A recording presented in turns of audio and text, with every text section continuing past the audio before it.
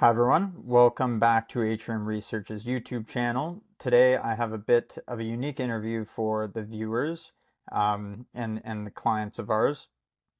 Firstly, I'd like to introduce Paulo Listrito, who are familiar with. He's the CEO of Sailfish Royalty, which trades under the symbol FISH on the TSXV. And then we have a special guest, Akiba Leisman, the CEO of Mako Mining Corp, which trades under the symbol MKO on the TSXV. The two companies had an interesting press release roughly 14 days ago, which we'll be talking about on this call. And then in addition, we'll get a little introduction from Akiba on Mako mining. So with that, gentlemen, thanks to have you here today. Thank you. So to kick things off, Akiba, our listeners are not too familiar with the Mako story. Maybe you can give us 5 minutes or so on Mako, tell us a bit about the company, and then we'll talk about the press release later in this call. Sure. I think there's two distinguishing characteristics of Mako that separates ourselves from most of the junior mining companies that you may be familiar with. The first is that we do have a controlling shareholder, Wexford Capital, that owns 48% of Mako, like they own 70% of Sailfish. And then having a controlling shareholder was always, at least initially in the build out of Mako, a controversial aspect. But the way that I like to describe it to investors is that in bear markets, you shouldn't have any expectations for outsized returns. But what you should do is make yourself ready to establish a portfolio that when the market does turn, you are ready, number one. And number two, don't blow up your capital structure along the way. Having a controlling shareholder there was essential to navigate Mako through the doldrums of the bear market. So even though we didn't need to tap net capital from Wexford really since 2020, they were there effectively as an implicit backstop to the company that allowed us to navigate the doldrums without actually exploding our capital structure. And then especially on the last two acquisitions that we did, they were instrumental from a tactical perspective to make sure that we structured those transactions in a way that was more beneficial to Mako and Sailfish than any other mining or royalty company would be able to structure. So we started the Mako platform by developing the high-grade San Albino mine in northern Nicaragua. We started construction on that in October 2019 after we raised in aggregate between the construction date and when we declared commercial production a total of US $61.5 million to build it. Not all of that went to San Albino. There's some residual liabilities from a predecessor company that need to be dealt with as well. 40 million in equity, the last bit coming in July 2020, which was the last time this company ever raised equity capital, and then two tranches of debt capital in aggregate that was US $21.5 million. Since we declared commercial production on San Albino, the entirety of that $21.5 million principal balance has been repaid. There's $6.3 million of accrued interest that was rolled into a 5-year 10% facility that's owed to Wexford. Grown our cash balance from zero. We were literally running on fumes at some point to the US $30 million that exists today. And that's after having a particularly weak scheduled and disclosed Q3 over at San Albino. We have a particularly strong scheduled and disclosed Q4 at San Albino, such that we do expect to end the year at over US $50 million of cash flow. $50 million of cash on the balance sheet. And then we have repurchased over US $7 million of stock along the way.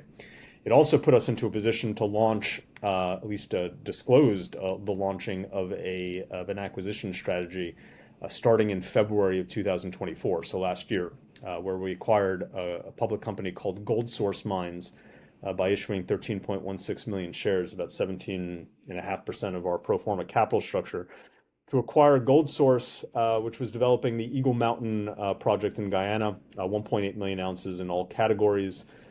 In January of 2024, immediately before we announced the acquisition, they developed a preliminary economic assessment on a subset of those 1.8 million ounces, so just 1.1 million ounces of that, that showed a roughly US $300 million NPV at 1850 gold.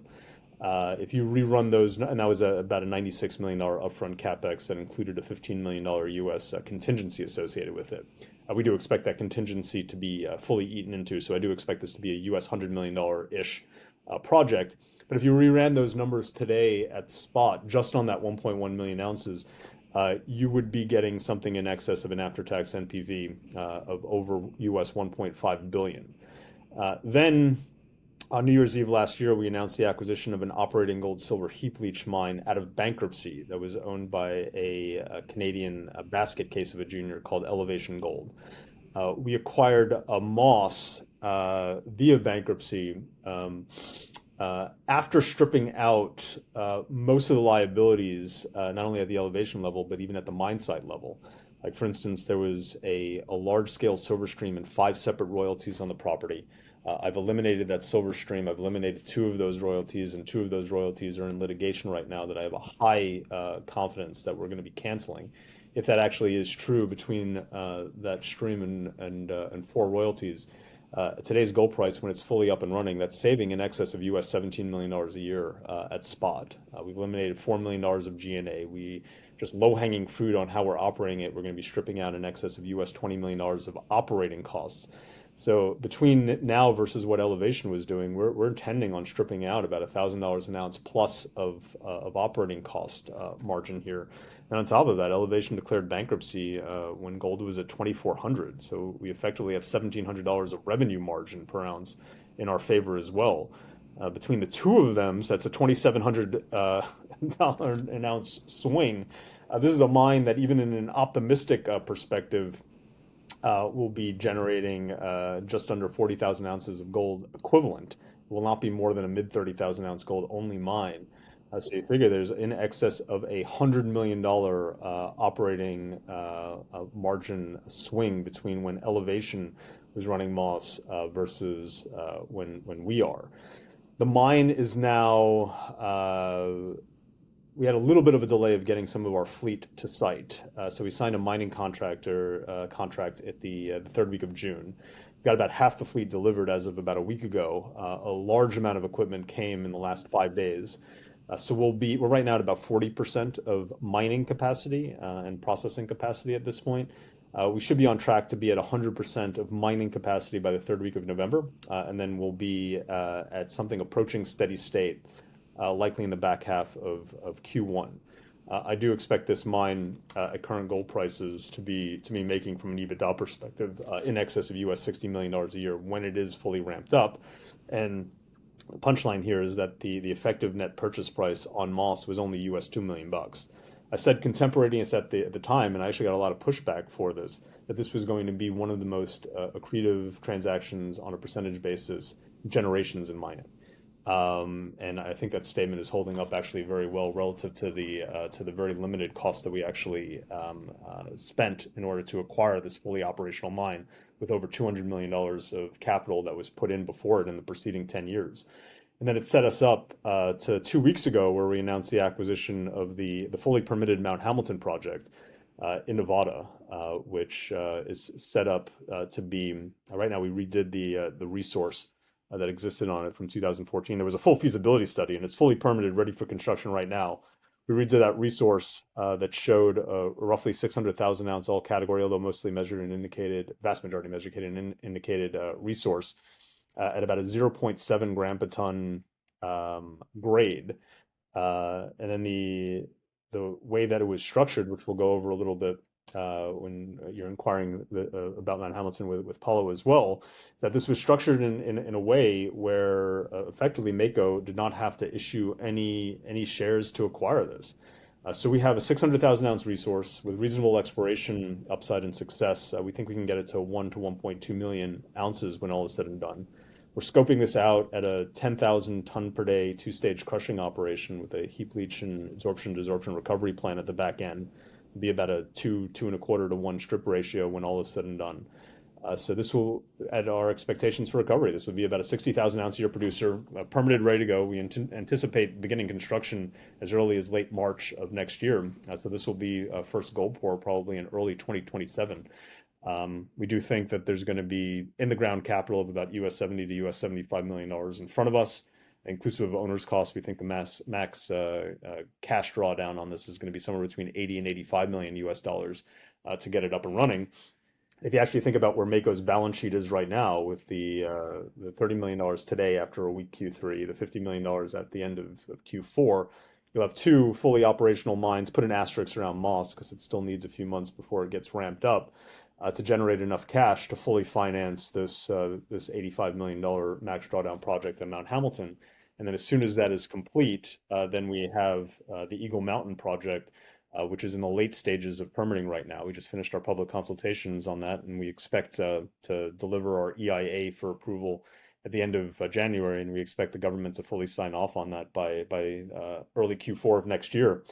So if there's no interruptions in schedule over here, and that likely will potentially require a little bit of capital from the external sources to make sure that there's no delays over here. But assuming that that's actually the case, and assuming there's no delays, we'll have 4 operating mines by early 2028, and you string everything together, that's going to be in excess of 200,000 ounces of production.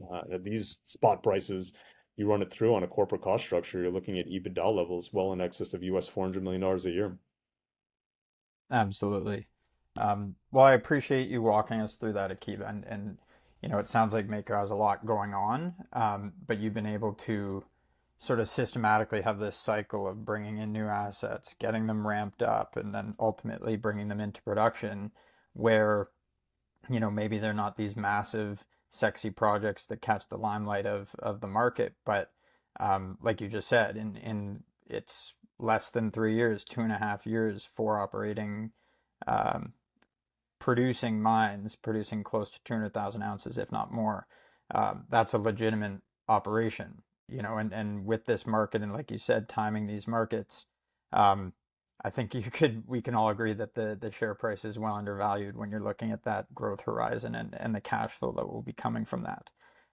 So with that, we'll get Paulo into here, and we can talk a bit more about Mount Hamilton, which you touched on, Akiba. But Paulo, maybe you can go give the overview of um, Sailfish's involvement in this Mount Hamilton acquisition, how this turns into some cash flow generation for Sailfish, and then what that ultimately turns into a royalty down the line, and sort of how this all connects between Fish, Mako, and then even Wexford as well.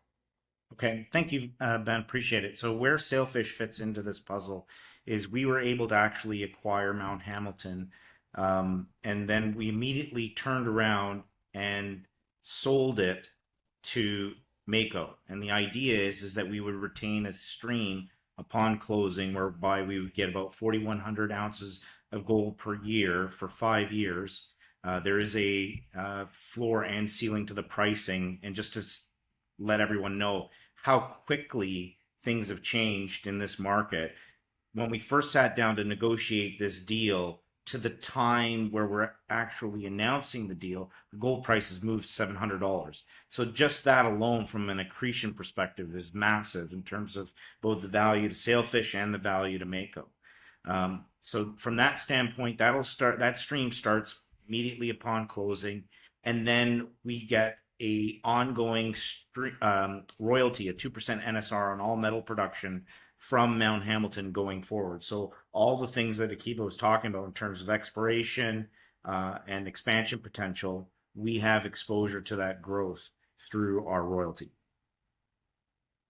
Yeah, and then I guess so in terms of where this positions Sailfish, maybe you can touch on that just because Sailfish historically has been tied to um, more of a single asset risk. Not that it's completely single asset, but a lot of the NAV is tied up in the Spring Valley project, and so Right. a transaction, excuse me, like this can diversify the story a little bit, possibly make you more attractive to an acquisition of from And more one of these importantly, it larger. acts as a bridge from a cash flow perspective. So up until recently, the majority of our revenue and cash flow was coming from Nicaragua. With this deal, we then take that cash flow kind of from the $4 to $5 million a year range.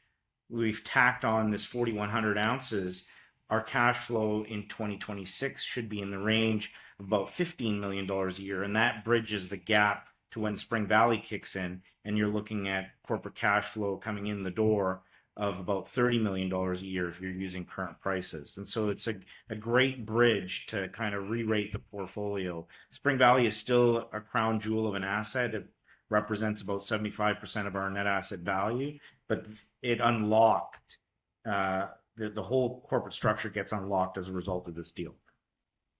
Absolutely. And maybe just on the $40 million financing from Wexford, can you touch on that, what that looks like, and then what the plans are in a year from now when that comes due, just to let investors know sort of that you have a plan in mind. So as it's structured right now, we've got a commitment letter of SOFR, excuse me, SOFR plus 8 in terms of a cost of capital. We are in discussions with a few other groups as well to see if we can be a bit more competitive. But the idea is what we're trying to do is lower the cost of capital in order to do the acquisition. And we're also exploring ways in order to repay that capital quickly in order to get a high internal rate of return on this transaction.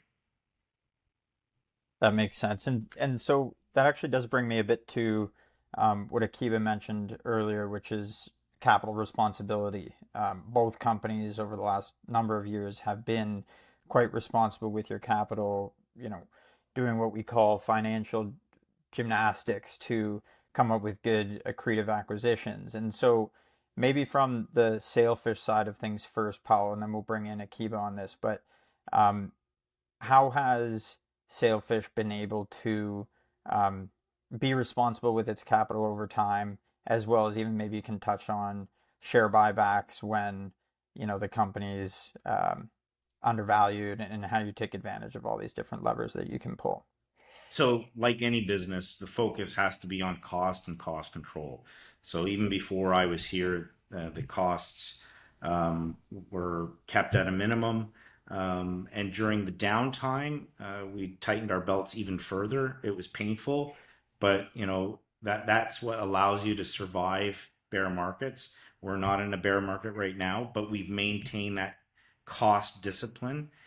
In addition to that, having a partner like Wexford there in the background certainly helps in terms of having access to capital and being able to do deals like Moss, like Mount Hamilton. But more importantly, and this is kind of a testament to the Mako team, it's about doing work on first principles.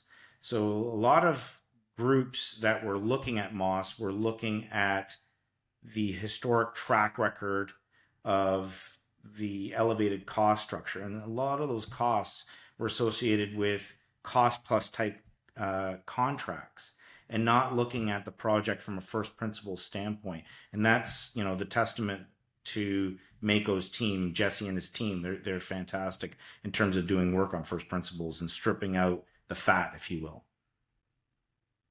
Right. And Akiba, maybe you can touch on that as well. I know Paulo just mentioned Mako, but maybe you can touch on that. Just how you've been responsible with your cash, how you've been able to find unique acquisitions that ultimately will add huge value for the company down the line. Yeah, so I mean, capital discipline like works in a couple ways. Sometimes it's actually quite frustrating when you don't actually have a currency to grow your business, even though that may be the best thing long run from an operational perspective to do. That being said, if you don't actually have opportunities that are prima facie accretive to your shareholder base, we have no problems not doing anything, right? So we're sometimes the best at not doing anything. But there's two things that come from that level of discipline. The first is because you do have these handcuffs where everybody's DNA is associated with not doing stupid deals, is that you always need to think about how to do things creatively in order to make these transactions make sense. Sometimes we would do things in a way that is unconventional relative to the rest of the marketplace. But all of that decision process is coming from the fact about how do we actually structure these deals in a way that's going to be beneficial to our shareholders. For the deals that Mako is looking at by itself, let's look at it on that basis. Deals that Mako and Sailfish are doing together, both companies are gonna be treated the same way. And for the cycle that we went through in the bear markets, it was we never stopped looking at any point in the cycle. but we also needed to pass on a lot of opportunities because it would not make sense for our shareholders on the transaction, or how we would need to finance it wouldn't make sense. So Gold Source was really the first time that we actually were able to source a transaction that we thought was transactable. And I think a large portion of the transactability of that asset had to do with the people involved on both sides. Jesse and Eric have worked together in previous career durations. Steve actually and Paulo worked directly together, like sitting side by side on a desk on the equity research side. And then I've worked with Steve as a client for 15 years as well. That relationship was essential, not in doing the deal. The metrics of the deal was what made the deal work, but that relationship was essential in allowing Gold Source to spend what wound up being in excess of 2 years doing diligence on us, the acquiring agent, to make sure that they were comfortable not only taking our paper as part of that transaction, but also allowing them to understand what Jesse and our EPCM firm could do to unlock the value not only of our assets but of theirs. And obviously, in retrospect, their shareholders were exceedingly well benefited for having that merger, even though it was quite an accretive transaction for Mako in its own right as well.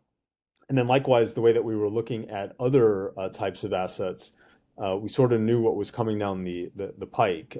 Moss it was an interesting idiosyncratic acquisition opportunity that came for Mako. What I didn't mention earlier in my speech is that our operating headquarters are based in Arizona. So we're in Tucson on the other side of the state from where Moss is located. But being there meant we actually had intimate knowledge of the asset going back for now 14 years. Our first site visit to Moss was in late 2012.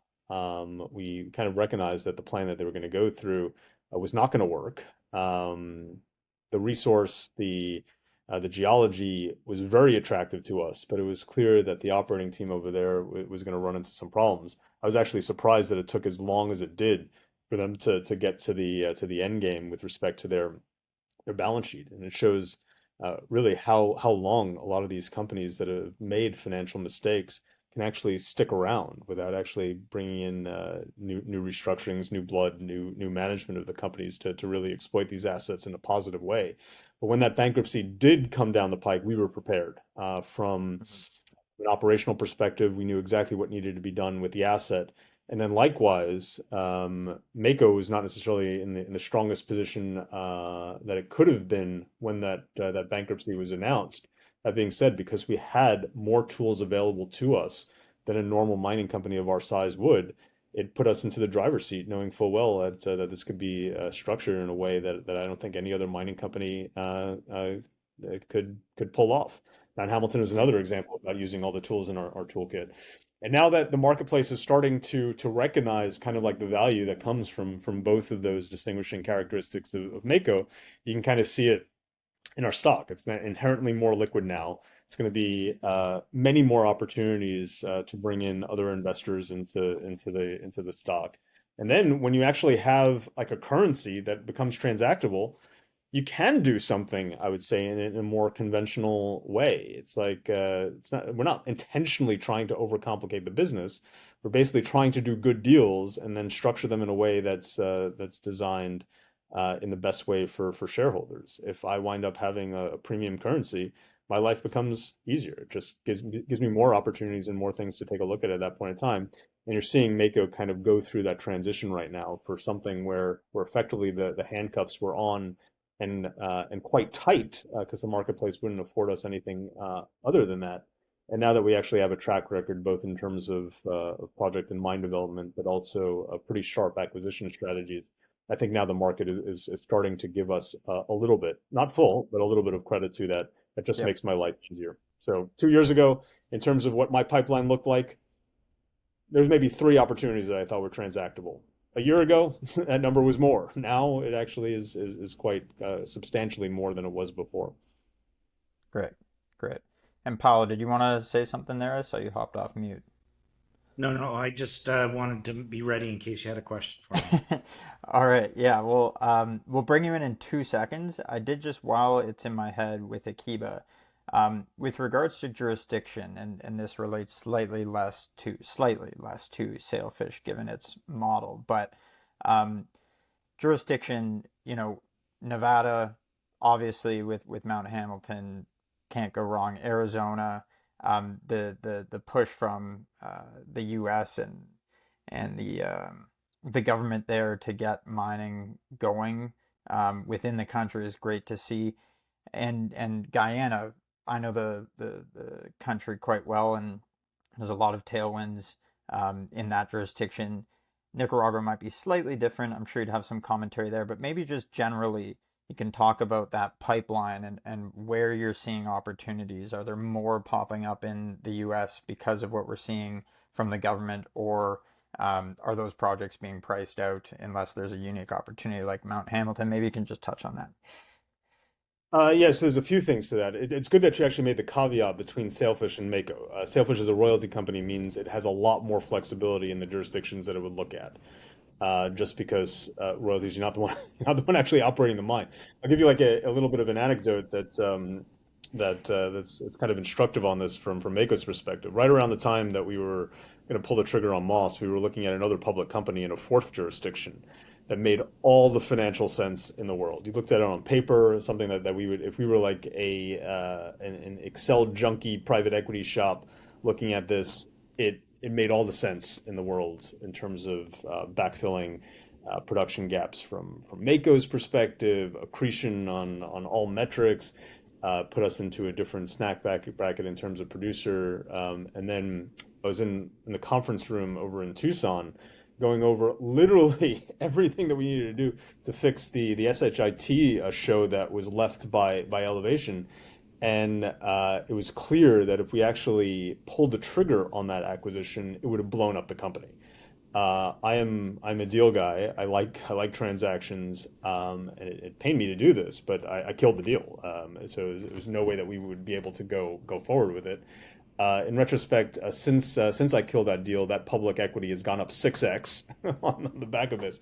That being said, even though from a financial perspective it made all the sense in the world, I have zero regrets for killing that deal, just because it would have stretched our team beyond the point of our capabilities. So we're actually a team that's larger, broader, and deeper now than it was in 2019. So we can handle more things than we could in 2019. Clearly, a year and a half ago, we were not ready to do a fourth jurisdiction from an operating mine. Now that we have Mount Hamilton, we are going to be, almost by definition, need to be in consolidation mode with our team and eventually grow it to the point where we can look at a fourth jurisdiction if opportunities like that arise again. Now, with respect to the types and the risks of jurisdictions that we operate in, all jurisdictions have risks, different types of risks associated with it. It's the biggest risk that you're taking.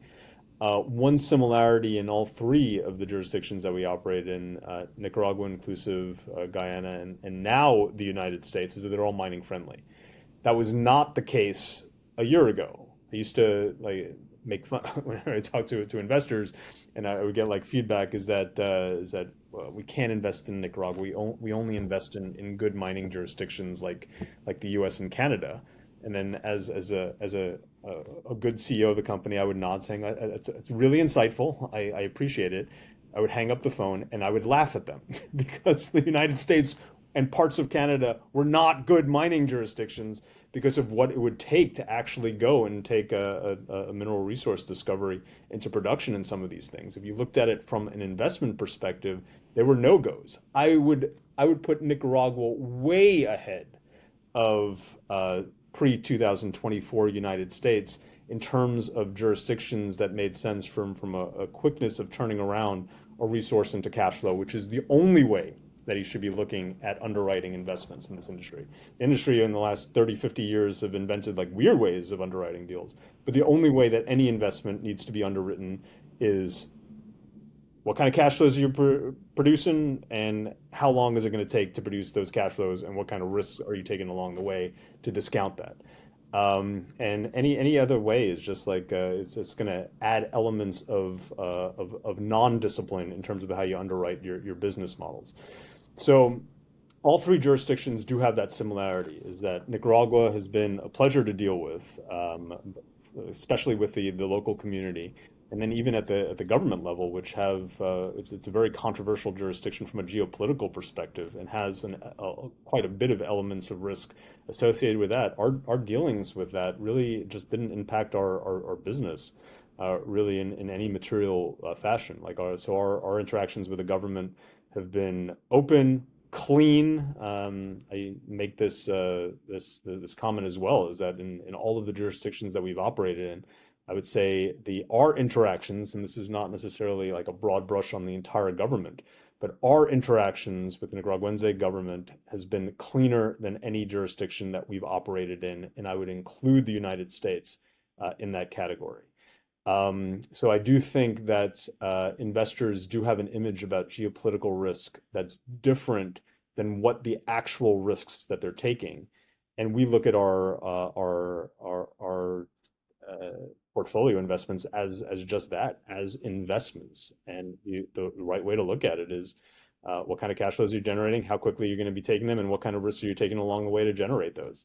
And in doing Yeah. that, it kind of optimizes it to a mining friendly jurisdiction portfolio like we have today. It's funny Yeah, actually, Akiba, that everybody thinks Mexico has less risk than Nicaragua, and in reality, it's the exact opposite. sure. It's like Well, from a and I would actually add another caveat to that. People think that the risks in Mexico have come about just because of the last few years of the government on a permitting regime perspective.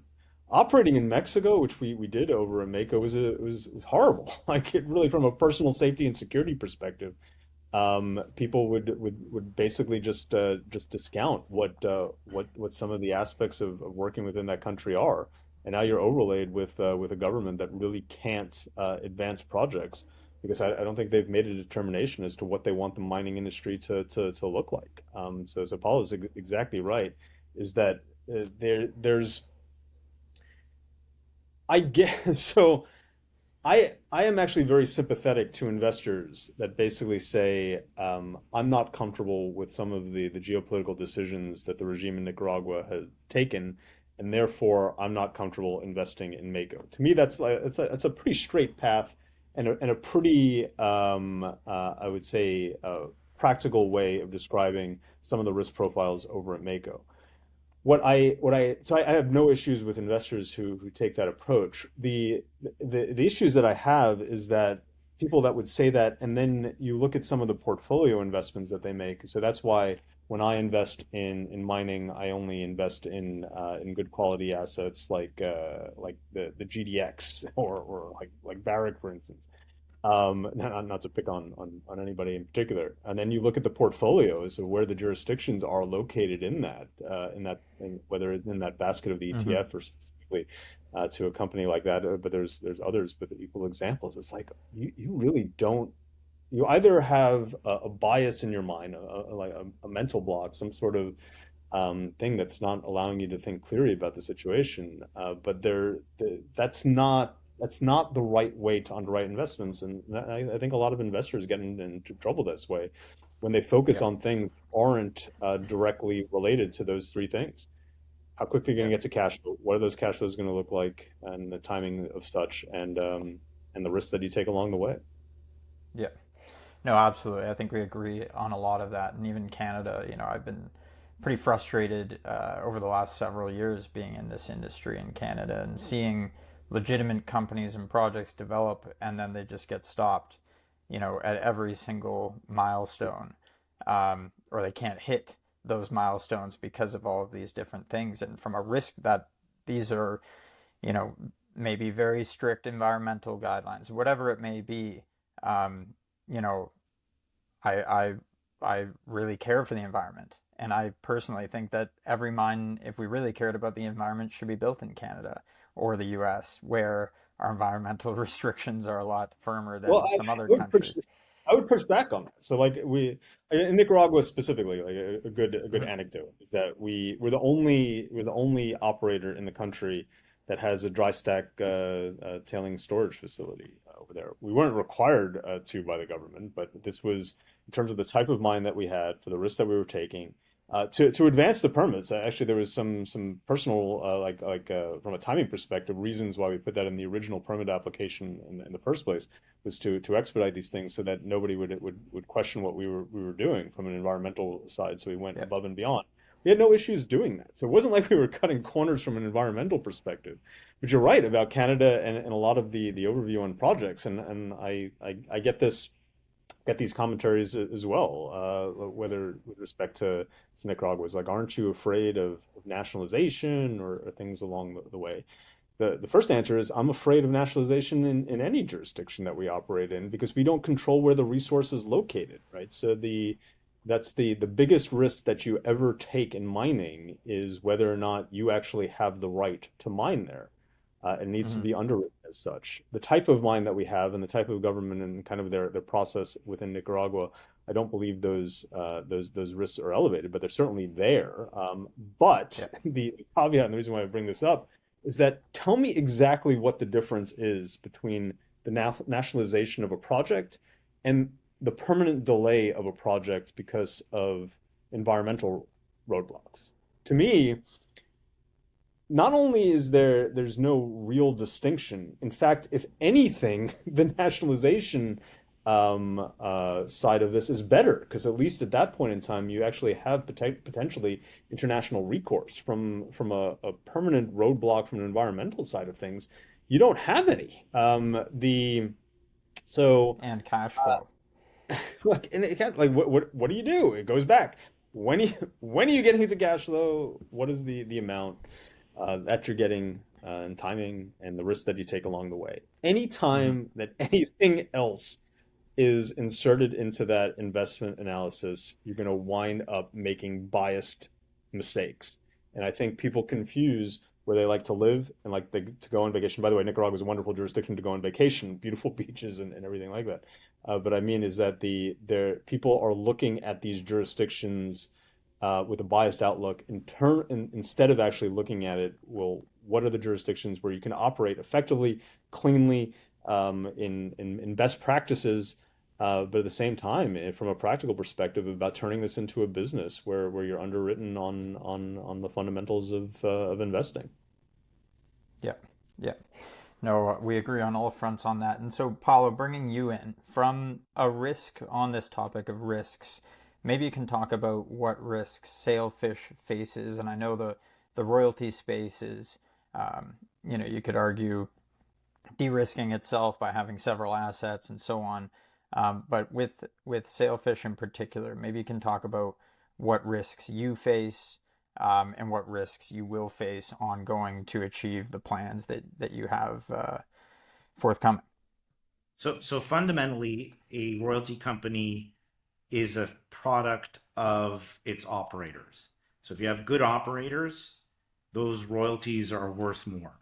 That's the first statement. The second statement is it's also a product of the risk of the entire portfolio. So by having a more diversified set of royalties, by definition, you're lowering the risk of the overall portfolio. And so if you look at some of these larger royalty companies, they're trading at huge premiums because of that portfolio theory and that you're not all your revenues concentrated in one asset.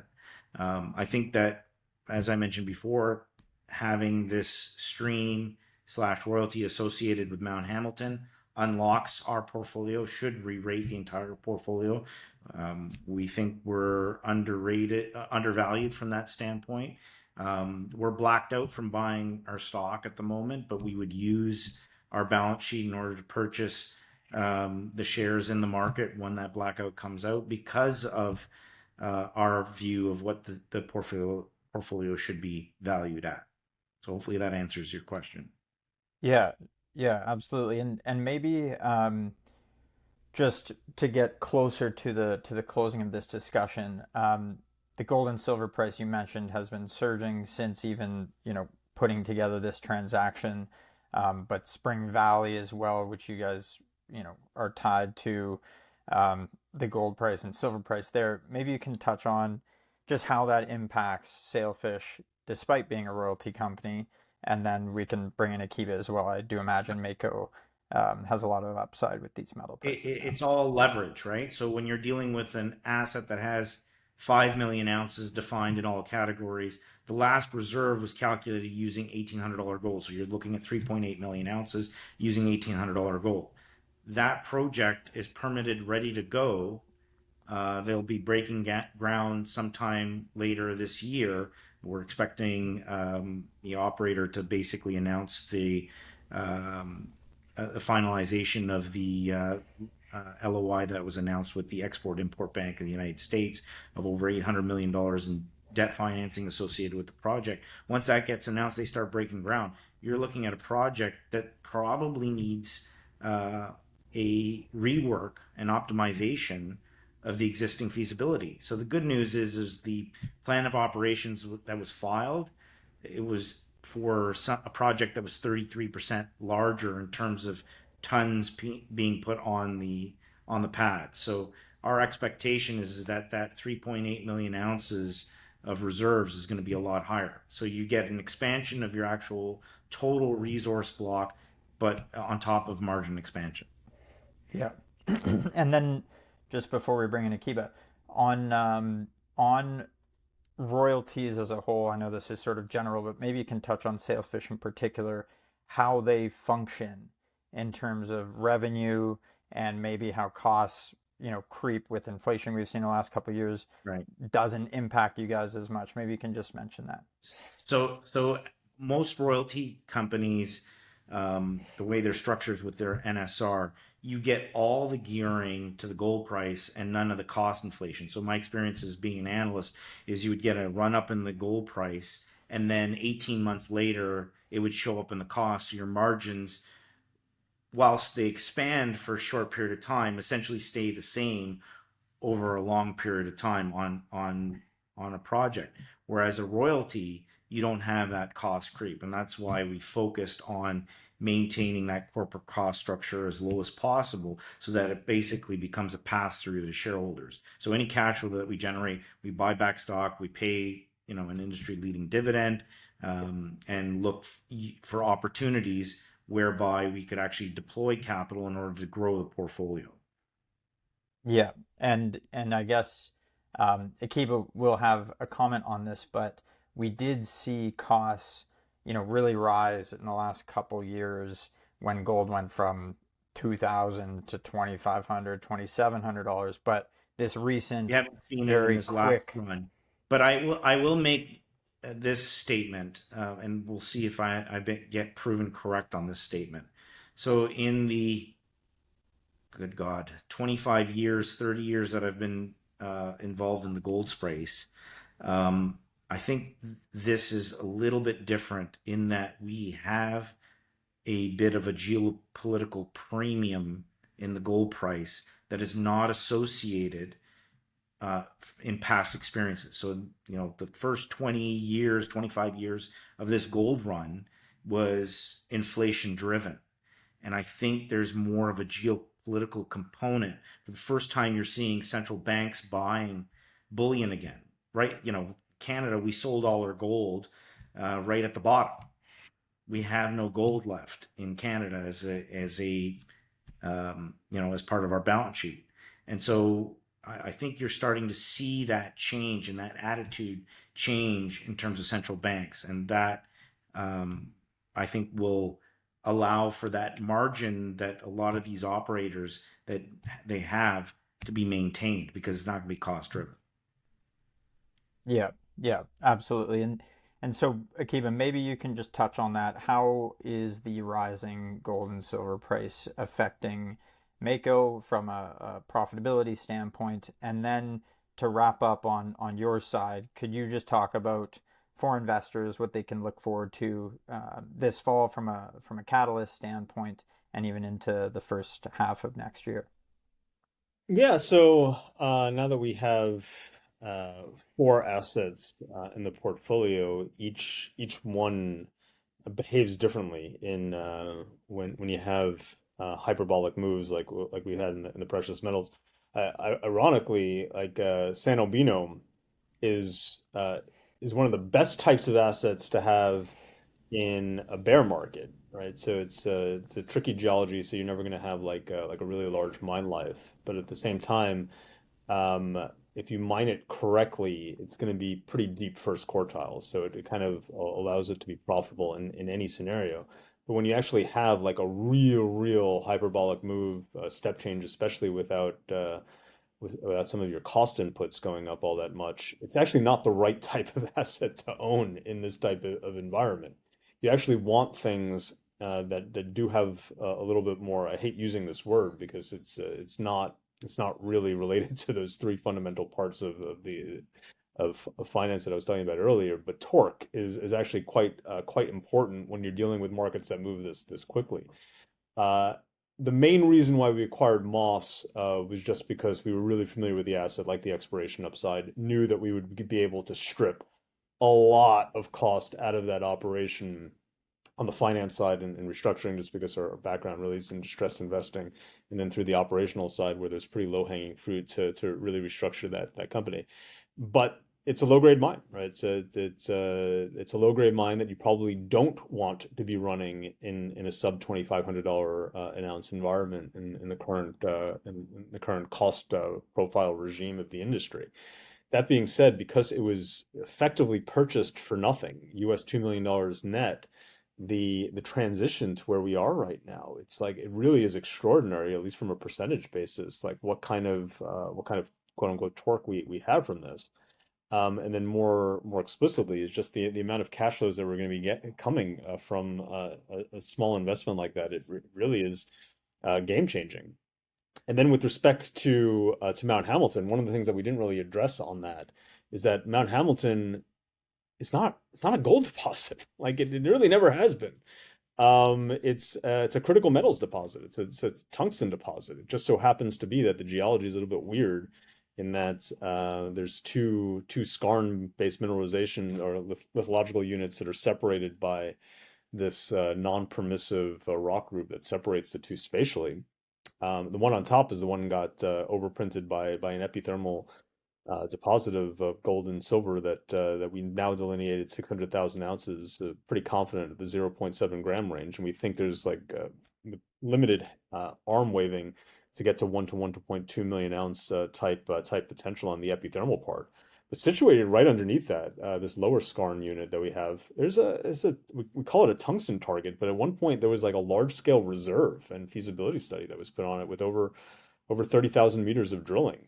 So if it wasn't just precious metals that we were now in a different world, the entire universe of especially US based critical metals deposits, and I put tungsten at one of the top metals in terms of a supply demand mismatch for critical purpose and critical industries that the US government and Department of War are focused on right now, is that it changes the entire nature of what this company was like.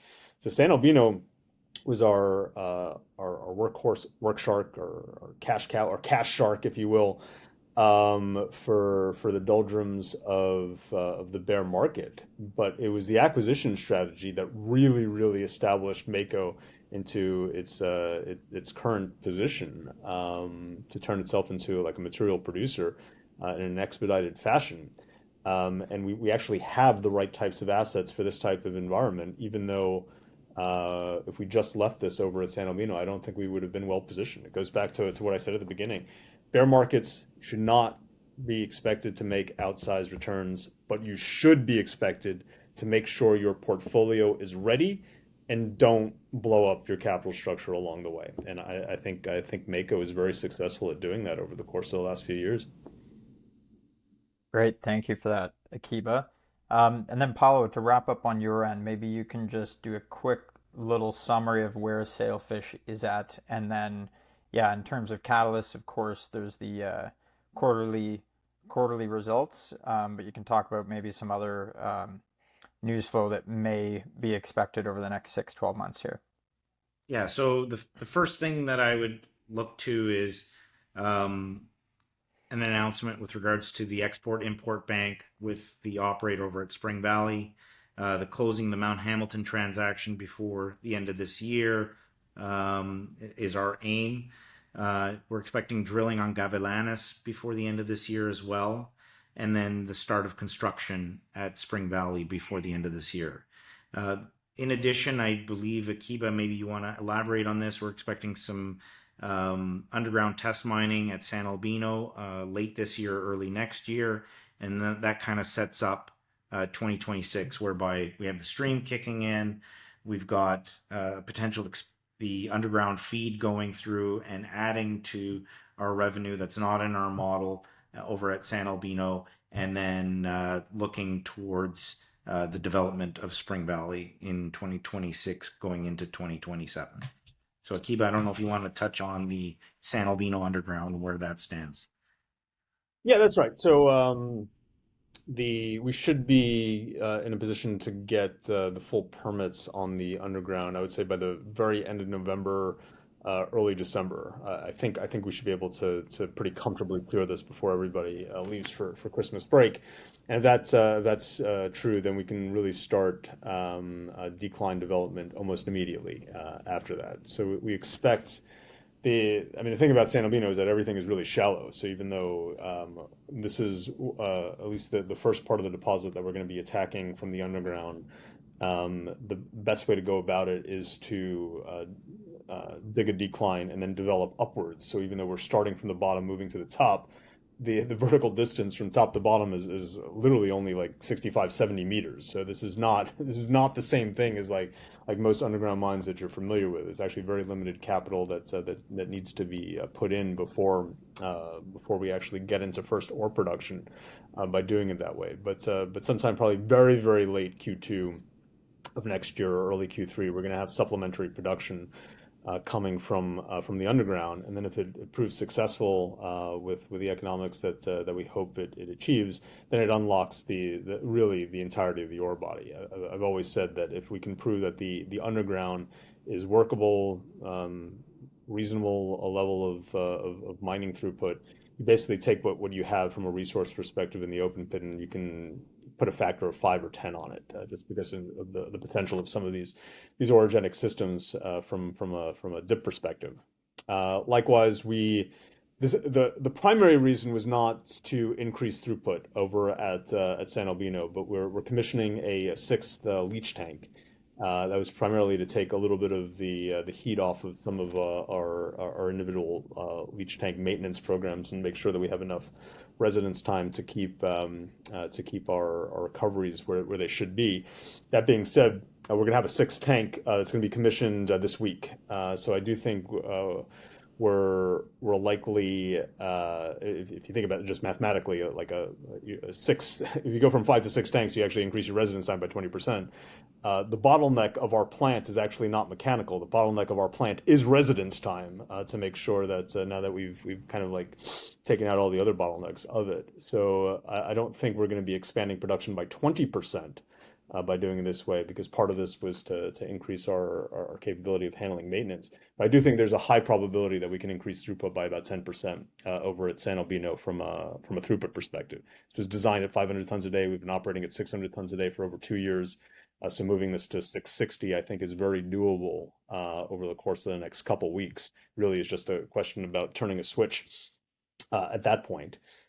And then from the other catalyst, yeah, on Moss, we'll be at full mining rates likely by the third week of November. We'll be at approaching steady state in February. I've spoken about this a little bit publicly. One of the things that we need, it's not going to impact like how much we mine, but it is going to impact like where we're going to be looking at higher grade material over at Moss.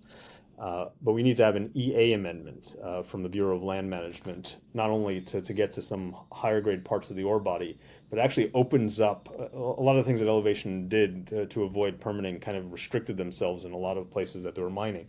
Getting that EA permit not only gives us access to high grade, but it also opens up like everything. I mean, it winds up taking something that would be a very limited mine life without actually doing some pretty major things from a capex perspective, to all of a sudden it opens this up for 6.5, 7 years, no issues. We should have gotten that permit 2 weeks ago. It's at the top of the list of the BLM Kingman office, Problem is, nobody's actually in the Kingman office right now because the government shut down. I'm operating under the assumption that the government shutdown is not going to be like a huge period of time. Um, so hopefully we'll get that. And then if we do, it actually changes the entire nature of what Moss is. It's not really a risk of not being able to mine. It is potentially a risk of not being able to mine life of mine average grades or better. So we'd be in a lower grade part of the ore body without it. Right. And then with respect to Gold Source on Eagle Mountain, we'll submit our EIA at the end of January. And with respect to Mount Hamilton, deals need to close this year. The Sailfish part should be pretty quick in the next couple weeks or so. The Mako Sailfish part will take a little bit longer because we'll require bilateral shareholder votes, so maybe the second week of December. And then we should start construction on Mount Hamilton probably by the end of March. I've said in this call, our Q3 was scheduled and disclosed as being weak. So our Q3 financials will show a scheduled and disclosed weak number. That being said, we ended the quarter with roughly US $30 million of cash on the balance sheet. Q4 is scheduled and disclosed as being strong. So we'll end the year in extremely good shape with respect to our balance sheet. That puts us in a position to manage all four of our assets. Amazing, amazing. Well, thank you for that rundown. Yeah, it certainly sounds like an exciting, 12, 18, even 36 months for Mako, and same with Sailfish. So with that, gentlemen, I appreciate the time. This did go quite long, so hopefully we have some viewers still with us. But for our followers, if you haven't seen our research on Sailfish, we do have a buy rating and $3.75 per share target price on the company. And you can find all of our research on the company at atriumresearch.ca. And then Mako, we do not cover with research, but you obviously can find all their info on their website. But we do appreciate Akiba walking us through the story and this interesting discussion. So with that, thanks again for your time, Paolo and Akiba. Thank you, Thank Ben. you. Pleasure.